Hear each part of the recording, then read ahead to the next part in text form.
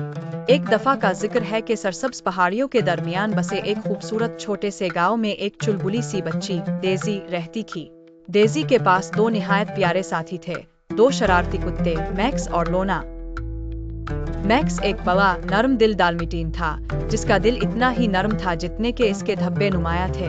दूसरी तरफ लोना एक चुस्त और ज़हीन बीगल थी, जिसे तफरी ढूंढने का खास हुनर हासिल था। वो दोनों एक दूसरे से जुदा न होने वाले साथी थे और पूरे गांव में ये तीनों डेजी और इसकी दलेर जोड़ी के नाम से मशहूर थे। डेजी को मुहिम जोई बहुत पसंद थी और इसकी सुबह हमेशा हैरत और इम्कानात से भरपूर होती थी। वो मैक्स और लोना के साथ खेतों में दौड़ती, इसकी हंसी हुआ में गूंजती जब वो तितलियों का पीछा करते और घास में लूट-पोट होते। अपनी कम उम्री के बावजूद डेजी में ऐसी दानाई और मेहरबानी थी कि बड़े बुजुर्ग भी तारीफ में सर हिला देते। एक धूप भरी दोपहर को जब डेजी अपने प्यारे साथियों के साथ हस्ब मामूल मुहिम जोई पर निकली, तो इसने फैसला किया कि आज वो मामूल से कुछ ज्यादा दूर जाएगी। ये तीनों जंगल के एक ऐसे हिस्से में पहुंच गए जहां वो पहले कभी नहीं गए थे। दरख्त लंबे और शानदार थे, जिनकी शाखें आपस में ग्वाते कर ऊपर एक कुदरती हाथ बना रही थी। जंगल खामोश था, मगर अगर कोई गौर से सुनता तो यूं लगता जैसे सदियों पुरानी कहानियां सरगोशियों में सुनाई दे रही हो। जब डेजी जंगली फूलों के एक खूबसूरत झुरमट में महू थी, तो मैक्स और लोना अचानक रुक गए। उनके कान खड़े हो गए। उन्हें कुछ महसूस हुआ। झाड़ियों में सरसराहट की आवाज आई। इससे पहले कि डेजी कोई रद्द-ए-अमल देती, एक नन्हा हिरन का बच्चा लड़खड़ाता हुआ उनके रास्ते में आ गिरा।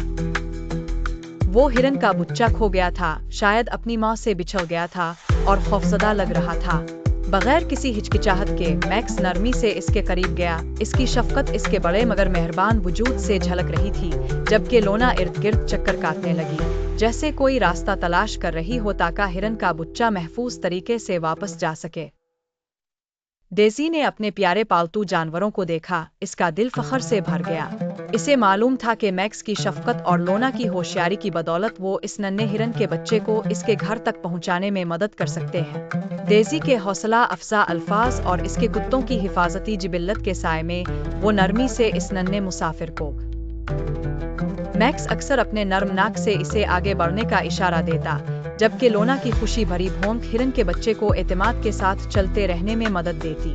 आखिरकार वो एक खिली जगह पर पहुंच गए, जहां माँ हरनी बेचैनी से अपने नन्हे बच्चे को तलाश कर रही थी। माँ हरनी ने अपने बच्चे को मोहब्बत से थपथपाया और फिर शुक्रगुजार नजरों से इस छोटी बच्ची और इसके बहादुर कुत्तों की तरफ देखा।